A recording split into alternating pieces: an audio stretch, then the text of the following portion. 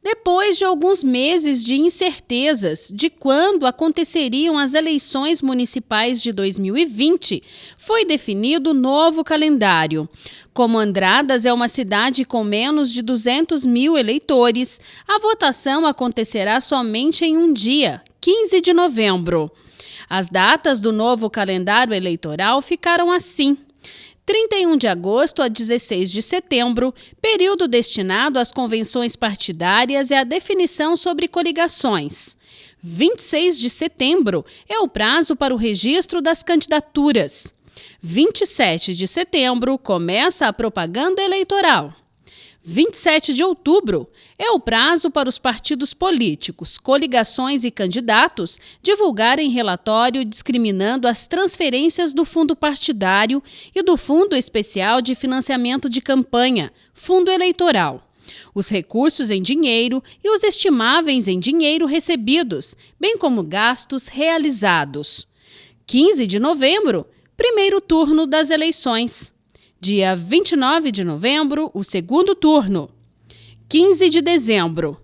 Prazo para o encaminhamento à Justiça Eleitoral do conjunto das prestações de contas de campanha dos candidatos e dos partidos políticos, relativamente ao primeiro turno e, onde houver, ao segundo turno das eleições.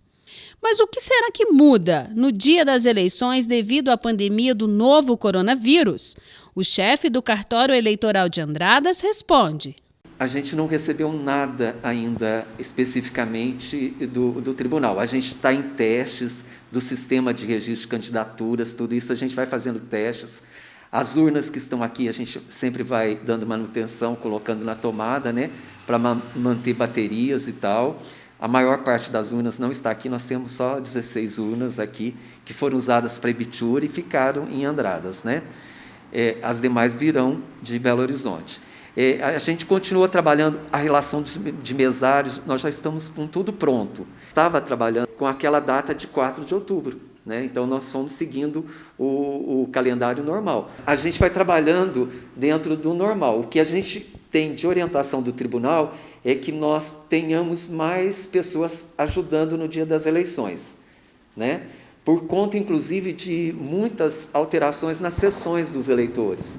Nós tivemos muitos eleitores que vieram aqui fazer a biometria e as sessões foram mudadas pelo próprio tribunal. Quando ele fazia o título, ele tinha a sessão alterada e a gente não conseguia impedir isso.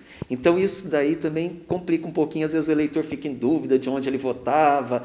Então, nós vamos ter mais pessoas orientando. A questão das filas, então o tribunal, o que ele pede, o que ele determina, na verdade, é que nós tenhamos muito mais pessoas auxiliando em cada local de votação, né? Com relação também ao acesso, né? O próprio TSE, hoje em dia, ele está preocupado com a questão também da pandemia, no sentido de as pessoas se absterem de votar. Né? Você imaginou aquelas pessoas que às vezes têm algum problema ou têm receio da pandemia? Muitas delas vão deixar de comparecer. Então, o próprio tribunal está acreditando, e as pessoas que estão nesse meio acreditam que haja uma abstenção muito grande de eleitores. Cogita-se de a multa, nesse sentido, ela ser até atenuada, sabe? Não haver multa, mas isso ainda estão estudando essa possibilidade. Mas você pode estar se perguntando, e se chegar no dia das eleições e os municípios estiverem com muitos casos confirmados do novo coronavírus?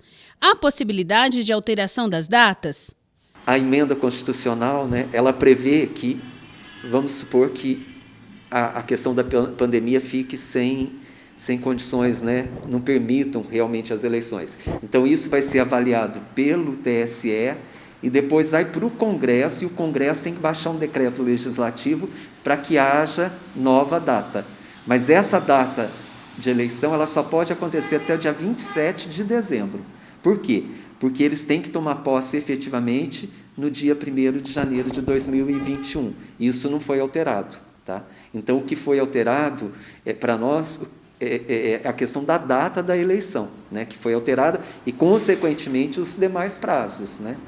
Vespasiano destacou também que as novas datas aprovadas pelo Congresso Nacional não alteram os prazos já prescritos de vários serviços prestados pelo cartório eleitoral. Essa emenda constitucional ela foi bem explícita no sentido de que aqueles prazos que já se encerraram não voltam mais, entendeu? Então, por exemplo, dia 6 de maio terminou, foi o último dia para fazer título de eleitor, transferir o título, fazer uma mudança de local de votação. Volta a abrir o cadastro eleitoral? Não volta. Filiação partidária, ela aconteceu lá no mês de abril. Volta a poder se filiar? Não volta. Para fins de eleição, não. Então, todos aqueles prazos que já se encerraram, eles não voltam mais. Então, o trabalho no cartório eleitoral, ele fica realmente mais por conta das eleições mesmo. Essa demanda sempre existe, né, de pessoas que deixaram de fazer o título, que deixaram de alterar, que deixaram de transferir, mas é importante frisar que elas não vão poder fazer isso nesse período. Não é por causa da pandemia em si, é por causa da lei. A lei já prevê que 150 dias antes das eleições, 5 meses praticamente antes das eleições, você não mexe no cadastro eleitoral.